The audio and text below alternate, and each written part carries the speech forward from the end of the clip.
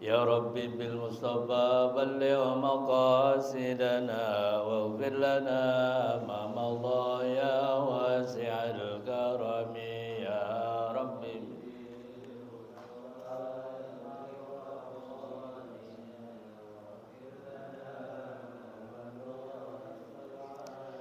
محمد سيد الكون والثقلين والفريقين من عرب ومن عجم يا ربي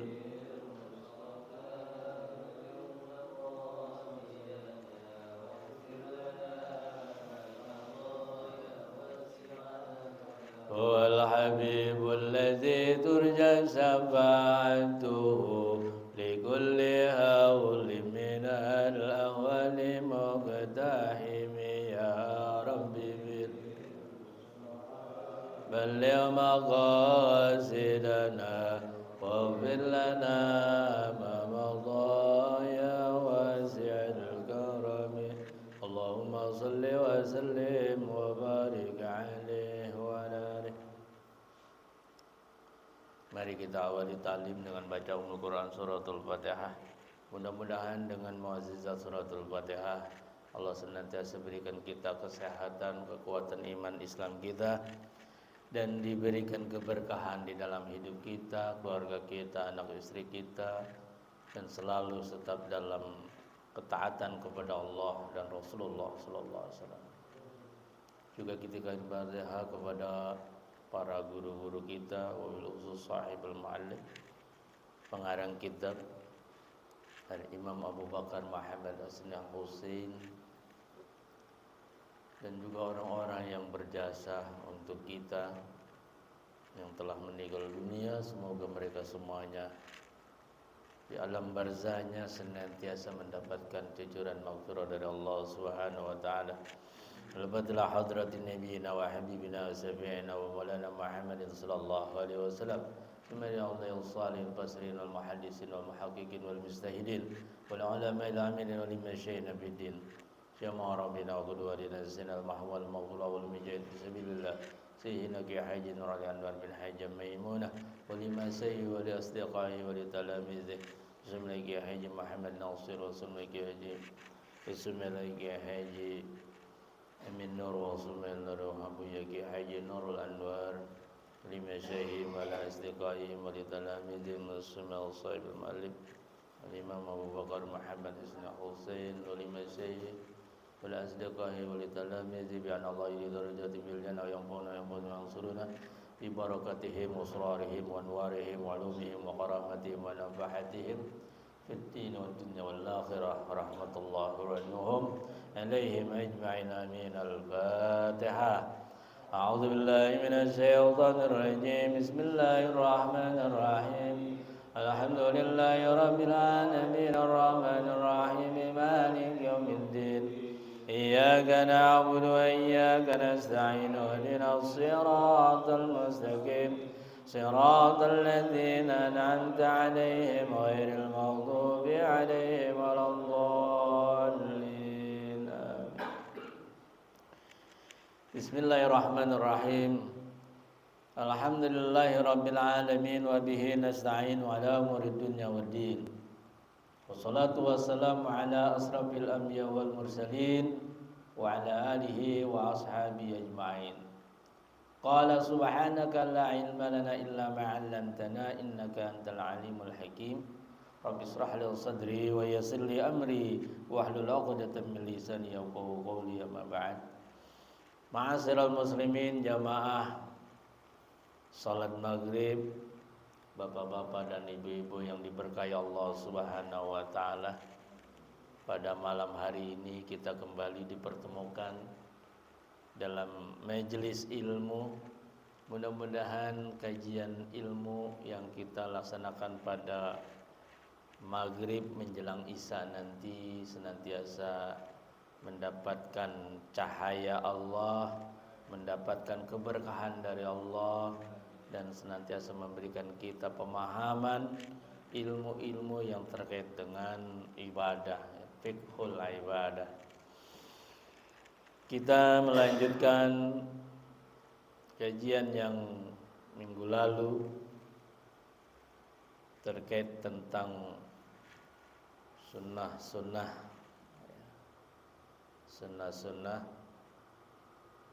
salat.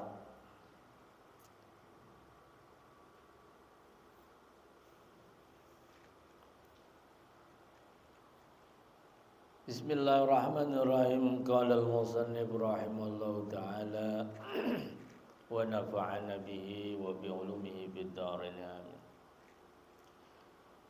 Wa hal tajibu niyatul khuruji minas shalah? Apakah wajib niat khuruj? Niat khuruj, niat keluar dari salat. Fihi wajhani, ada dua pendapat. Ahaduhuma tajibu wa huwa ikhtiyarus syai'. Yang pertama wajib menurut pengarang kitab ini. Pengarang kitab ini memilih niat khuruj, niat keluar salat itu wajib menurut pengarang ini kitab, Syekh Abu Bakar Muhammad Hisni Al-Husain. Apa kata beliau?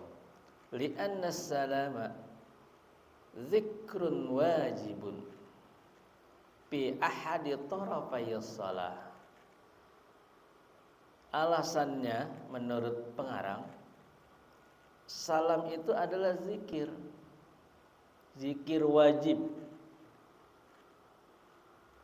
Karena salam itu zikir wajib di dalam salah satu dari sekian rukun salat, maka dia ketika kita selesai salat itu keluar mesti ada niat. Ini menurut pengarang kitab ini. Dia mencoba mengkiaskannya itu patajibu fihin niyatu katakbiratil ihram. Niat itu kan wajib. Dan niat, ketika niat itu kewajibannya muqtarinan bi takbiratil ihram. Itu beriringan dengan baca takbir. Allahu Akbar, niat dalam hati itu. Begitu juga kita salam. Begitu kita salam yang wajib ke kanan tuh. Dalam hati kita nawaitu khuruj minas shalah. Saya niat keluar dari salat. Kalau nggak bisa pakai bahasa Arab, bahasa Indonesia, saya niat keluar salat. Dalam hati tapinya, jangan diucap. Dalam hati. Tapi nengok yang ke kanan. Yang ke kanan wajib, rukun. Ini begitu nengok ke kanan, assalamualaikum, dalam hati saya niat keluar dari salat. Kalau yang ke kiri mah sunnah. Bukan waktunya, bukan waktu kita salam yang ke kiri kan. Tapi salam yang ke kanan. Ini menurut pendapat dari pengarang. Liwali anna salam lafzun adamiyun yunaqidu shalah bi wad'ihi. Karena lafaz salam, assalam itu kan lafaz yang biasa. Ketika mengucapkan assalamualaikum, selesai sholat, dan dia sudah membatalkan tuh sholatnya pada waktu dia menyebut kalimat itu. Fala budda min niyati bihi tamyizu, maka tidak boleh tiga, dia harus membuat pembedaan di dalam ketika dia salam, dia harus juga niat untuk keluar dari sholat. Itu pendapat pertama. Pendapat kedua, dan ini lebih kuat, wa asahhuma, annaha ay tadi, maksudnya ketika kita selesai sholat, la tajibu, nggak wajib. Tidak wajib kita niat khuruj minas sholat. Kiasan ala sairil ibadat, disamakan dengan seluruh ibadah. Tidak mesti harus kita niat keluar dari ibadah. Toh begitu salam selesai, tidak harus ada ucapan khuruj minas sholat atau saya keluar dari sholat. Tidak perlu dan enggak penting menurut pendapat yang kedua. Dan ini yang lebih sahih, yang lebih benar, ya. Yang kedua, walaysa salam ka takbiratul ihram. Salam itu tidak seperti takbiratul ihram. Sebab kalau takbiratul ihram itu awal, ya. Jadi awal sholat itu ya mesti orang kalau awal dia harus niat, posisinya di situ. Posisi di awalnya harus niat. Mau ngapain dia? Nah, kalau udah di akhir tidak mesti harus ada niat lagi. Iya. Logikanya begitu logikanya. Jadi nggak mesti ada niat lagi ya setelah selesai. Ya. Udah selesai. Nggak perlu harus meniatkan. Udah selesai nih saya. Nggak perlu. Laporan. Terlalu prosedural. Nah kita mau pakai yang mana? Kebiasaan kita kan nggak ada niat khuruj minas shalah. Ada nggak yang pakai? Kalau ada sih nggak apa-apa, silakan. Nah, jadi kalau melihat pendapat yang asahnya, yang lebih benarnya, yaitu tidak perlu niat khuruj minas shalah. Jadi li'anna takbira fi'lun taliku bihin niyatu. Karena takbiratul ihram itu kan memang dia berkait dengan niat kita ketika kita mau sholat. Kita ngapain tuh berdirinya? Ya niatnya pasti diniatkan, harus diniatkan ya.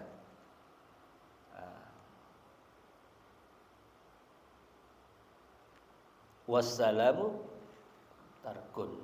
Artinya tarkun itu tarkun niatul khuruj minas shalah.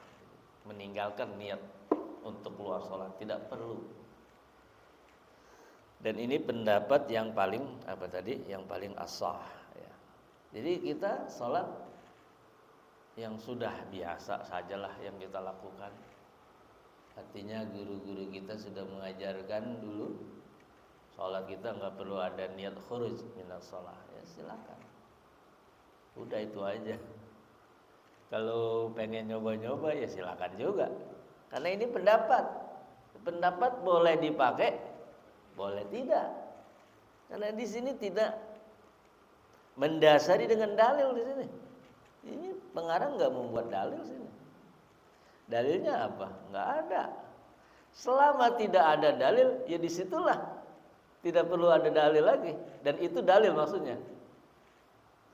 Sama juga begini. Di Al-Quran tidak mengajarkan tentang mendirikan negara Islam. Kan begitu. Itu kan nggak ada dalilnya tuh. Baik di Al-Quran maupun di hadis nggak ada. Nah, tidak ada dalil itu berarti dalil gitu. Ya. Tidak ada dalil berarti itu dalilnya. Artinya tidak perlu. Kalau ada silakan. Kalau mau mendirikan silakan. Kalau yang kayak gitu itu adalah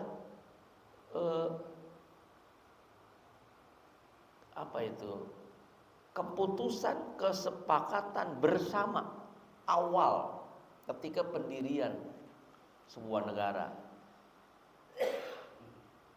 Kalau seperti sekarang yang sudah terjadi nih, jangan coba-coba kita mendirikan negara Islam. Karena sudah terjadi dan sudah ada kesepakatan para pendiri kita bahwa hari ini negara kita berdasarkan yang sudah ada, negara Pancasila, berdasarkan Undang-Undang Dasar 1945. 4 pilar: Pancasila, Undang-Undang Dasar, Bhinneka Tunggal Ika, dan satu lagi apa itu? Lupa saya. TAP MPR. Apa loh Pak? Oh iya. Mantas. Itu udah 4 pilar. Udah kesepakatan para founding father. Jangan ada lagi yang punya kegenitan bikin negara Islam.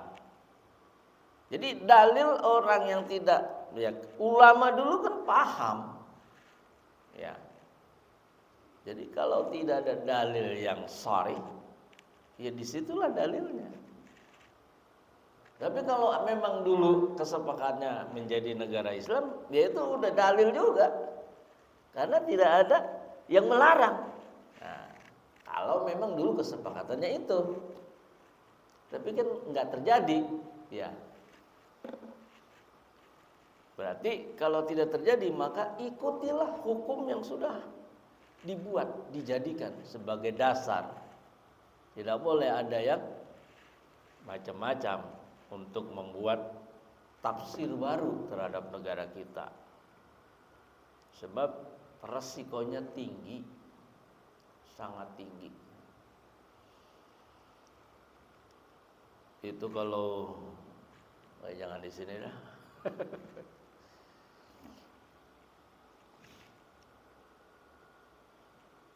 Bapak bisa cari di YouTube Hizbut Tahrir, silakan Dato cari sendiri bagaimana gerakannya sampai hari ini terus. Rumahnya terutama yang kayak gini nih. Ini yang muda-muda banget. Dimasukin paham-paham khilafah. Ngeri kita. Jadi ngerinya apa? Karena ini kan negara sudah dibuat, disepakati, kesepakatan para pendiri. Jangan diotak-atik lah. Kalau diotak-atik nanti terjadi blunder, chaos. Wah. Bisa-bisa nanti kita seperti kayak di Syria, di Libya, di Tunisia. Ngeri. Makanya Saudi Arabia itu nggak boleh ada yang demo. Kalau ada yang demo, jangankan demo nih. Khotib ngomong yang berbau politik tentang kerajaan aja, langsung di sel, ditangkap. Khotib nggak boleh ngomongin negara di majelis terbuka. Ketat banget dia. Itu apa maksudnya? Menjaga dinasti Ibnu Saud. Daripada nanti hancur lebur seperti Syria hari ini. Hancur lebur gara-gara apa? Itu dulu Syria itu kan negara, walaupun dia dipimpin oleh seorang Hafiz Asad yang dari paham sekuler al-Bu'us, sosialis. Itu setelah itu diambil oleh anaknya sekarang, Bashar Asad. Hafiz Asad, Bashar Asad ini Alawiyin, Syiah Alawiyah, dan minoritas di Syria itu, di Damaskus. Tapi menguasai negara yang minoritas. Nah di situ dikomporin Sunni, kaum Sunni yang mayoritas dikomporin. Bikin masa yang mayoritas nggak bisa memimpin negara, kalah sama yang minoritas. Akhirnya diadu. Bashar Asad yang Alawiyin diadu dengan kelompok Sunni, ya, mayoritas yang tidak memiliki kekuasaan di Syria. Ya, terjadi benturan sampai hari ini. Hancur. Ya, kita jangan sampai tuh ketularan. Jangan sampai tuh veteran-veteran dari Syria pulang ke sini membawa paham itu, ngeri. Pengen dirubah negara ini, pengen dirubah. Itu mesti harus ditindak tegas ya, nggak boleh. Namanya bughat. Bughat itu artinya dia memberontak terhadap negara. Dan itu dihukumi menurut Ibnu Taimiyah wajib dipidana. Karena dia sudah melakukan pemberontakan, namanya bughat. Udah itu kesono-sono jadinya ke politik. Kita lanjutkan. Bismillahirrahmanirrahim. Qala wa sunanuha qabla dukhuli fiha syai'ani al-adzan wal iqamah. Ini sebelum masuk salat ada dua, azan dan iqamah. Al-adzanu fil lugha al-i'lam. Azan itu artinya pengumuman, memanggil. Wa fi syar'i zikrun mahsusun syara'a lil i'lami bi salatin mafrudatin. Bi salatin mafrudah.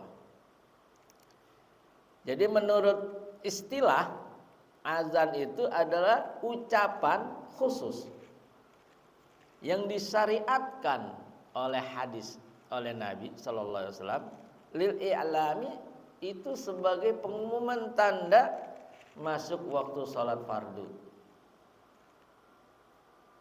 Jadi azan itu awalnya hanya ada di sholat fardu. Sholat sunnah boleh enggak? Enggak ada sholat sunnah. Wal azanu wal iqamatu masru'ani bil kitabi was sunnah wal izma'il a'immah. Qala Allah Ta'ala wa idza nadaitum ila shalah. Jadi dalam Al-Qur'an surah Al-Maidah ayat 58, wa idza nadaitum ila shalah. Dan apabila kamu semua dipanggil untuk salat. Wa qala idza nudiya lis salati min yaumil jumu'ah fas'au ila zikrillah. Surah Al-Jumu'ah ya, ayat 9. Wal ahbar, di dalam hadis banyak. Fi dzalika katsiratun. Minha hadis Malik bin Al-Khuwairis radhiyallahu anhu qala Rasulullah sallallahu alaihi wasallam idza hadaratis salatu falyu'adzin lakum ahadukum summa liya ummukum akbarukum. Apabila masuk waktu sholat maka azanlah di antara kamu salah seorang, summal di i'anatul talibin itu summal ya ummukum, ada alnya ini. Tapi di sini hadis di sini summa liya ummukum akbarukum. Kemudian jadikan imam di antara kamu akbarukum, yang lebih tua. Tapi yang lebih tua yang ngerti bacaan. Ada dua orang, mana yang lebih ilmunya lebih banyak, nah, tapi dia lebih tua, atau sama-sama nih ilmunya, tapi dia lebih tua, ambil yang lebih senior, yang lebih tua. Rawahu Shaykhan, Jadi azan itu kan, sejarah azan udah tahu semua kali ya. Itu ada seorang sahabat, ini diceritakan di dalam hadis riwayat Abu Daud radhiyallahu an, bahwa ada seorang namanya Abdullah bin Zaid Abu Rabi, Abdullah bin Zaid bin Abdul Rabi. Dalam satu hadis lagi menyebutnya Abdullah bin Yazid bin Abdul Rabi. Namanya ada Zaid, ada disebut Yazid. Yang mana yang benar? Allahu alam. Tapi di hadis disebutkan dalam riwayat Imam Abi Daud, Abdullah bin Zaid bin Abdul Rabi. Dia datang kepada Nabi sallallahu alaihi wasallam menyampaikan yang sebelumnya, ini waktu tahun pertama hijrah Nabi di Madinah. Nabi mengumpulkan sahabat-sahabat bagaimana nih cara mengumumkan sholat. Yang jauh-jauh bagaimana caranya, bahwa ini sudah masuk waktu. Nah, dalam pertemuan itu kemudian datang itu Abdullah bin Zaid bin Abdul Rabi. Dia datang kepada Rasulullah, ya Rasulullah, semalam saya bermimpi didatangi seseorang yang mengenakan jubah hijau. Ya kalau di sana kan memang biasa pakai jubah, gamis. Dia membawa lonceng. Saya tanya, apakah lonceng ini untuk keperluan apa?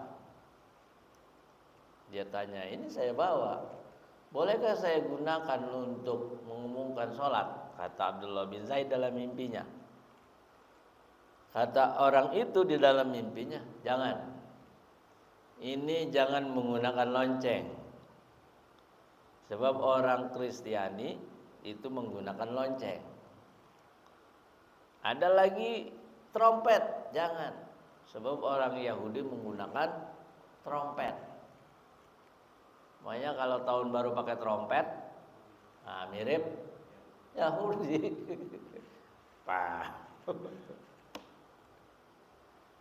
Pakai api, ada lagi. Api dilempar ke atas. Jangan. Itu Majusi. Akhirnya diajarkanlah Abdullah bin Zaid dalam mimpinya bacaan Allahu Akbar dan seterusnya. Lafaz azan diajarkan langsung. Nah, begitu disampaikan mimpinya itu, Nabi membenarkan, mimpi engkau itu benar. Yang datang kepada engkau adalah malaikat yang mengajarkan tentang azan. Nabi membenarkan, kenapa? Nabi sudah mimpi juga sebetulnya, sudah tahu. Kalau Nabi bukan mimpi, diajarkan langsung.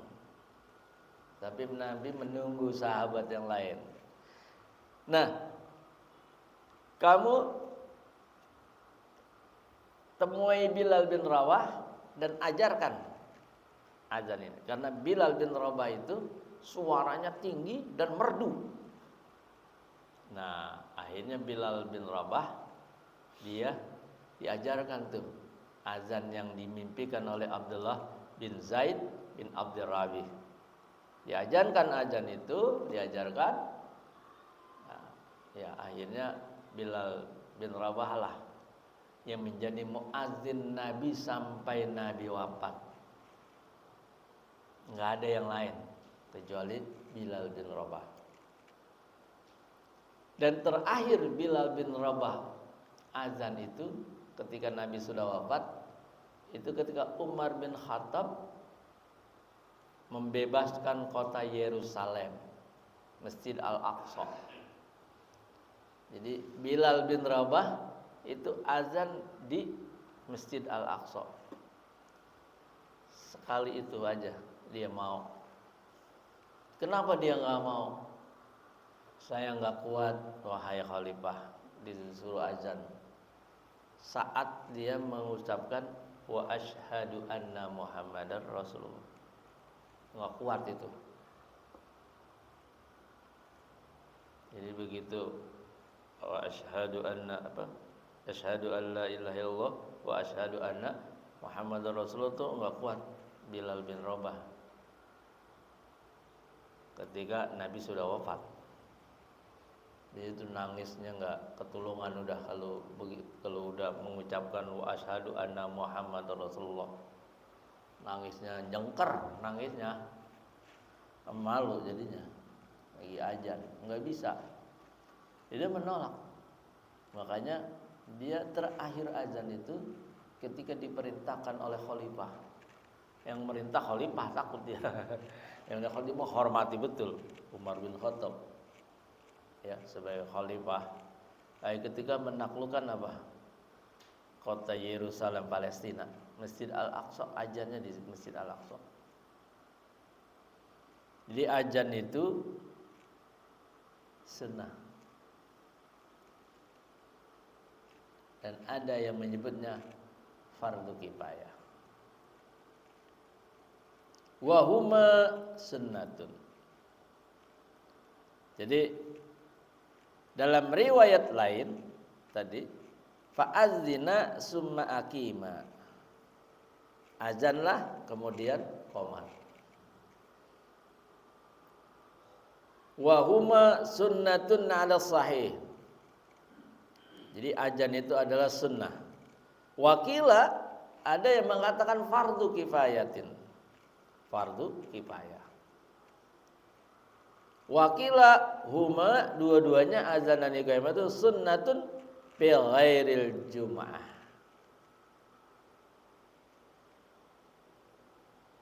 Jadi kalau sholat Jumat itu fardu kifayah azannya. Selain azan Jumat sunnah. Sunnah aja. Wa fardu kifayatin fiha ay fil jum'ah tadi. Jadi kalau sholat Jumat fardu kifayah azan dan iqamah. Wa qadiyatu kalami syekh. Nah, inilah kesimpulan dari apa ini? Dari pembicaraan Asy-Syaikh pengarang ini kitab. Annahuma ay annal azan wal iqamah laisa bisunnatin fi ghairi salatil maktubah. Tidak disunahkan pada selain yang bukan salat wajib. Jadi salat azan dan iqamah itu hanya disunnahkan pada salat-salat wajib. Wa huwa kadzalika fala yasra'ani fil manzarati.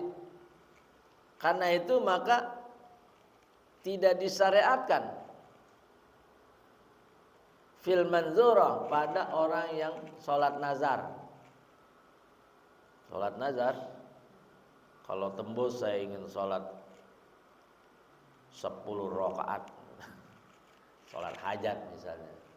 Kalau tembus apa tahu? Tembus proyeknya, dia ingin sholat.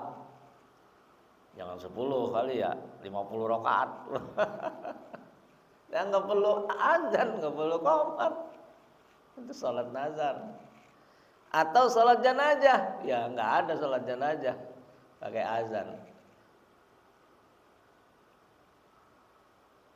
Walas sunan, dan tidak sholat-sholat sunnah lainnya. Ya. Wa in syari'at fi hal jama'atu kal id wal kusuf wal istisqa. Termasuk juga apa? Kalau disyariatkan di dalam jamaah seperti Id, salat kusuf, istisqa, taraweh, itu memanggilnya apa? As-shalah. Ada yang begitu. Atau as-shalatu jami'ah. Ajannya itu manggilnya maksudnya. As-shalatu jami'ah. Cukup itu. Bukan azan. Tapi itu azan dalam pengertian bahasa artinya i'lam, mengumumkan. Ya, jadi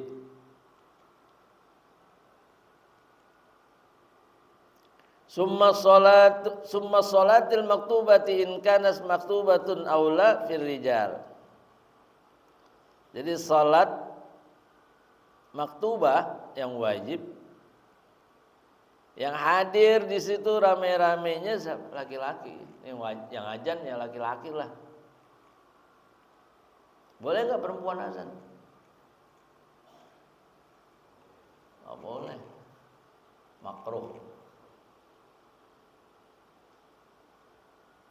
Fala khilafu fi istihbabil azan laha. Jadi nggak ada khilaf nih orang yang meru azan, laki-laki maksudnya. Wa amal munfaridu fi syahra, misalnya ada sendirian di padang pasir. Nah, ini ceritanya kan cerita di sana nih, padang pasir. Atau kalau kita di Indonesia di hutan, karena di Indonesia kan ada hutan. Wa kadza fil baladi, atau di kota. Fayu'adzinu aidan 'alal mazhab. Dia boleh azan silakan sendirian di situ, enggak apa-apa.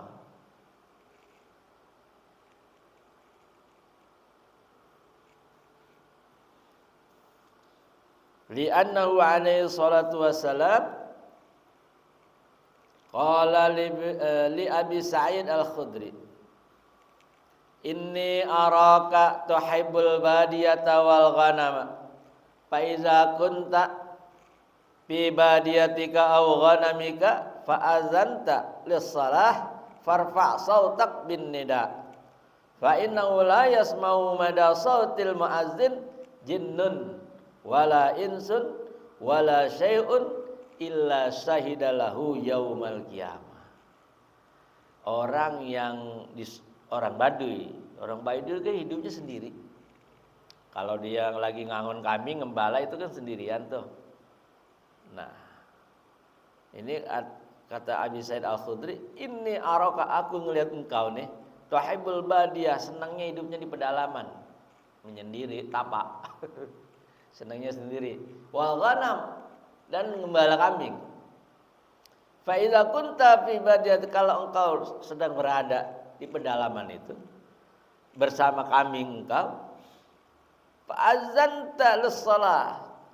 Nah, kamu kalau mau sholat azan nggak apa-apa. Farfa sautak, kerasin saudara, suaranya kerasin sendirian, nggak apa-apa. Farfa sautak bin nida, tinggikan suaranya untuk memanggil. Walaupun yang dipanggil siapa nggak kedengeran sama-sama. Nggak ada yang denger, sendirian. Fa innahu, maka sesungguhnya engkau la yasma'u mada sautil muazzin, tidak ada yang mendengarkan ya, baik itu jin dan juga manusia, dan juga tidak ada sesuatu kecuali nanti akan menjadi saksi tuh yang mendengar azan itu nanti di yaumil qiyamah akan menjadi saksi. Bisa jadi jin atau orang yang dari kejauhan dengar. Ada barangkali ya, satu mah dari kejauhan dia dengar itu, ada yang azan itu, mendingan dari temennya walaupun jauh. Nah itu mereka, walaupun kamu nggak lihat gitu kan, nggak lihat karena merasa sendiri di situ, nggak ada yang denger lah, tapi nanti ada saksi tuh. Kapan? Yaumil qiyamah. Azan kamu akan menjadi saksi. Ini hadis riwayat Imam Bukhari. Wal qadim ini wal qadim maksudnya qaul qadim. Qaul qadim ini qaul pendapat Imam Syafi'i yang lama sebelum beliau ke Mesir. Qaul qadim itu qaul pendapat Imam Syafi'i lagi ada di Baghdad, di Irak. Begitu Imam Syafi'i ada di Mesir, itu disebut qaul jadid. Menurut qaul qadim Imam Syafi'i, la yu'zanu lintifa'il ilam, nggak perlu azan. Kalau sendirian mah langsung aja qomat, nggak perlu azan. Wa bagi ayuzana wa yuqima qaiman. Sebaiknya orang yang azan dan iqamah qaiman, mustaqbilal kiblah, berdiri menghadap kiblat. Boleh nggak menghadap ke kanan? Berarti ke sono. Sono. Falau tarakahuma ma'al qudrah sahha azan wa iqamat 'alal ashah.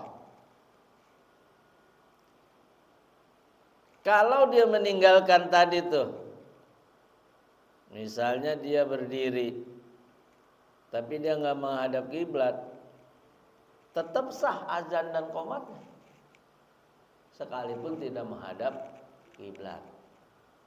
Lakin yukrah, tapi dimakruhkan. Kenapa? Ya makruh aja udah. Karena azan itu yang disunahkannya mustaqbilal kiblah, menghadap apa? Ke kiblat. Masa menghadapnya ngetan, kagak kaprak itu. Iya, nggak biasa. Illa iza kana musafiran fala ba'sa bi azanihi raqiban. Kecuali orang yang musafir, dia azan di kendaraan menghadap mana aja boleh. Kalau dia dalam kondisi musafir ada di atas kendaraan. Wa azanul muttaji'a kal qaid illa anau asyaddu karahah. Azan yang duduk, apalagi yang berdiri, yang tiduran tuh, makruhnya lebih berat lagi.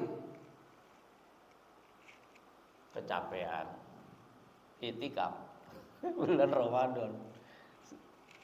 Yang lain masih pada tiduran, dia azan aja tidur. Ini azan pertama, azan fajar, sebelum fajar. Qabla fajri kan boleh. Kalau di daerah Priangan itu masih pakai itu sebelum fajar. Di Padang pakai enggak? Ada yang di Lampung enggak.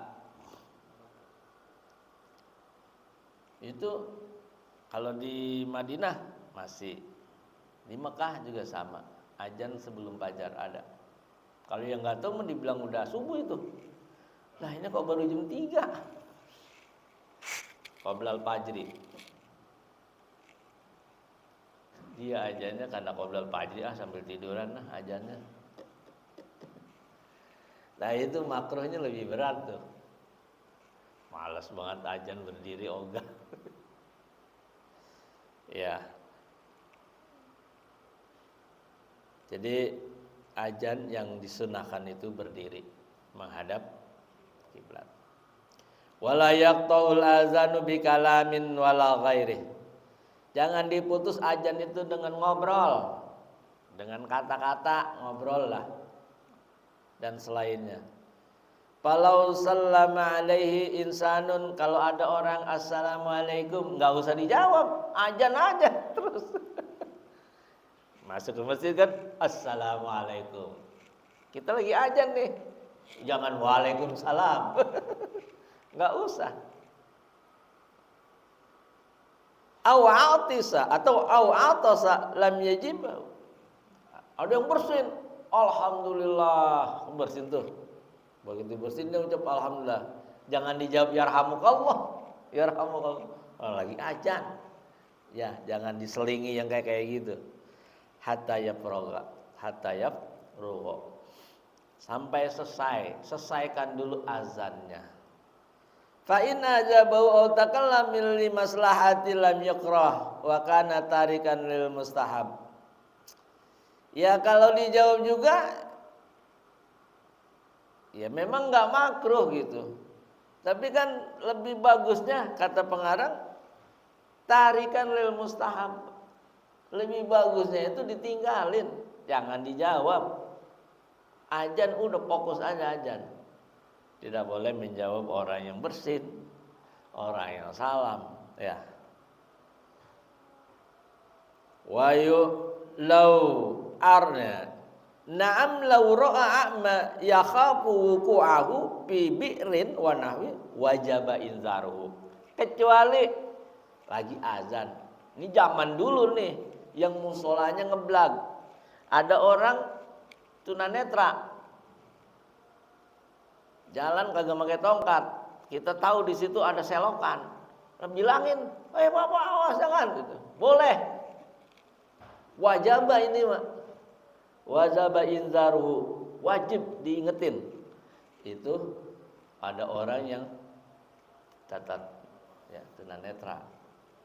Itu wajib tuh, itu mau dibilangin. Tapi kalau ada orang yang lihat mah jangan. Ini matanya enggak buta. Ya, itu jadi itu ya. Wajaba inzaruhu.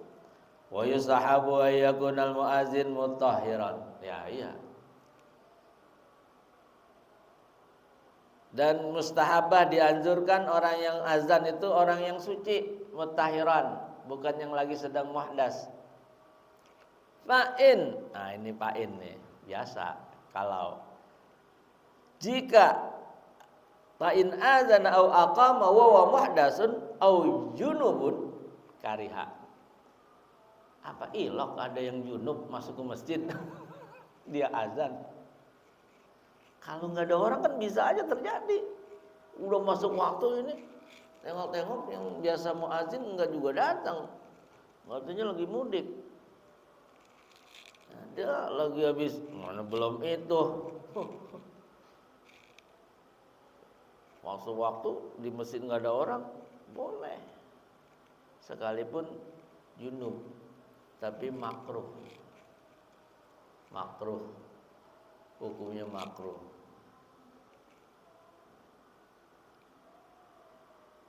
Wa yustahabu ayyakuna sayyan wa husnus sauti wa husnus saut. Yang dianjurin orang yang ngajan itu yang suaranya enak, yang suaranya bagus, dan keras. Sekarang ada mic, tinggal diputerin aja volumenya gedein. Ya. Tapi yang suaranya yang enak gitu ya, yang dianjurkan. Wa ayuzana ala maudhi'i 'alin. Ini zaman dulu ini, Mak. Dan orang yang azan dianjurkan di tempat yang tinggi, naik ke menara. Kalau mesinnya ada menara. Zaman dulu. Tapi kalau sekarang tinggal mic-nya aja, toanya ditaruh di menara. Iya. Karena kan nggak ada pakai menara, ada yang pakai menara, ada yang enggak masjid kita. Ya, pakai toa aja udah kemana-mana, jauh. Jadi ini maudiin alin, tempat yang tinggi ini kondisional ya. Cerita ini cerita tentang dahulu yang enggak ada teknologi pengeras suara. Dia harus di tempat yang tinggi. Bilal bin Rabah kan dulu azan ya nggak pakai mic dia mah. Dia kalau azan naik ke bukit. Dulu kan ada bukit Sofa sama Marwah di Mekah. Di Madinah juga banyak bukit dulu mah. Ya kalau azan di situ. Baru turun lagi dia. Kalau sekarang jangan nyari pohon kelapa. Itu di teriakin sama yang punya, "Weh, lu mau ngambil kelapa?" gitu. Ya. Jadi sekarang sudah ada teknologi mic ya. Tapi ada, Pak. Ada nih di pedalaman Sukabumi. Anti speaker. Aliran aspek. Anti speaker. Dia enggak mau pakai speaker. Ya mungkin lingkungannya hanya lingkungan dusun itu aja yang kalau azan kedengeran. Ya enggak apa-apa. Sampai hari ini Pak dia enggak mau pakai buatan orang barat, kafir. Pasti ada yang begitu. Ya enggak apa-apa lah itu Pak. Itu terlalu apa? Terlalu ortodok ya. Wahal wasartul azan ayyakunal muazin musliman akilan zakaron. Jadi syarat azan itu orang muslim berakal dan laki-laki. Perempuan nggak boleh. Walaupun suaranya udah kori internasional gitu. Nggak boleh jadi muazin.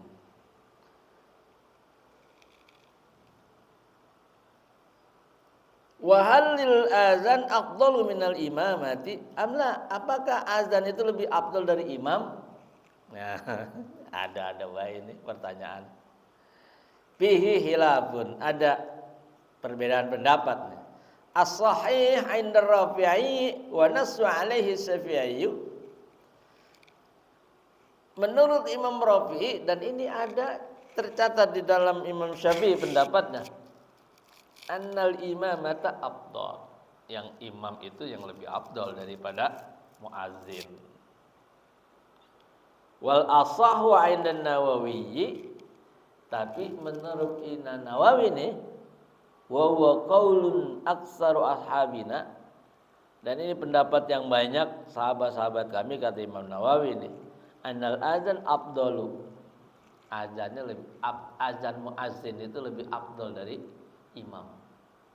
Kalau nggak ada azan, nggak ada tuh sholat. Karena azan ini membolehkan sholat.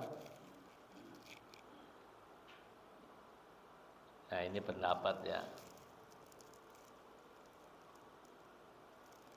Wa lamanal azana muta'alliqun bi nazaril muazzin.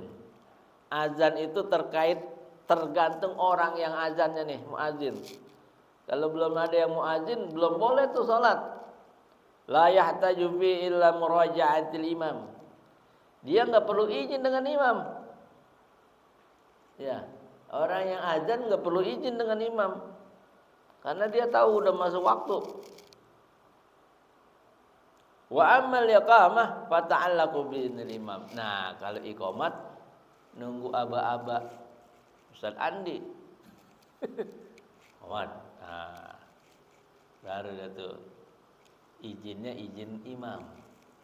Kalau iqamah.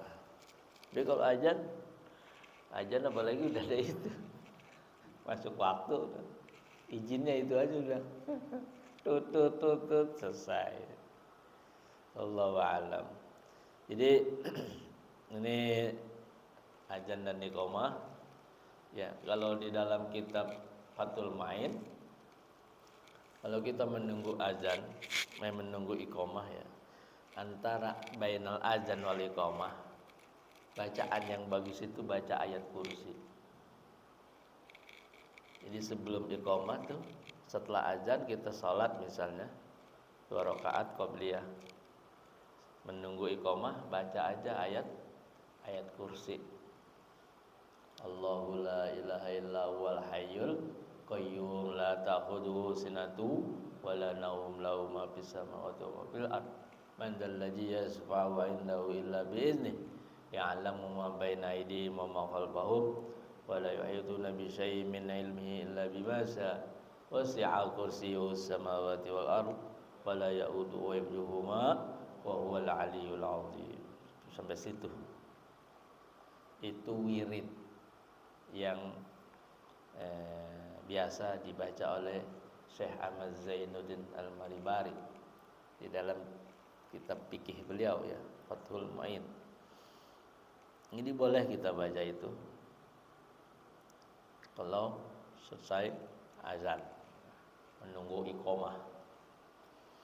Ada pertanyaan? Ada ibu-ibu? Oh, satu. Cukup ya? Cukup. Wallahu a'lam bishawab. Al-Fatihah.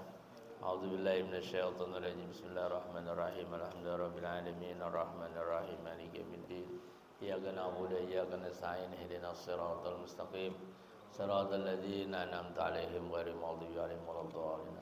Bismillahirrahmanirrahim. Alhamdulillahirabbil alamin. Allahumma nazi ma hawalana wa zin af'alana wa khallisna min amalil faqr wa dhil wa azimna min al bala wal wa ta'ud wa min surul a'dai wa syayatin wa nafsul amarati bisu. Allahumma yassir lana bi jamil umuri dunya wad dunyawiyah wa hasil muradana bil khair. Allahumma ba'ina min asy-syarri wal 'isyan bi rahmatika ya dzal jalali wal ikram. Allahumma faqihna fid din wa 'allimna at-ta'wil. Allahumma arzuqna fahman ghaziran wa ilman nafi'a wa amalan mutaqabbala warzuqna rizqan wasi'an halalan tayyiban mubarakan fi bi rahmatika marhamin. Rabbana atina fid dunya hasanah wa fil akhirati hasanah wa qina azabannar. Wa sallallahu ala sayyidina Muhammadin wa ala alihi washabbihi ajma'in. Subhana rabbika rabbil izzati amma yasifun wa salamun alal mursalin walhamdulillahi rabbil alamin. Mohon maaf, hadanallahu wa iyyakum ajma'in. Wassalamualaikum warahmatullahi wabarakatuh.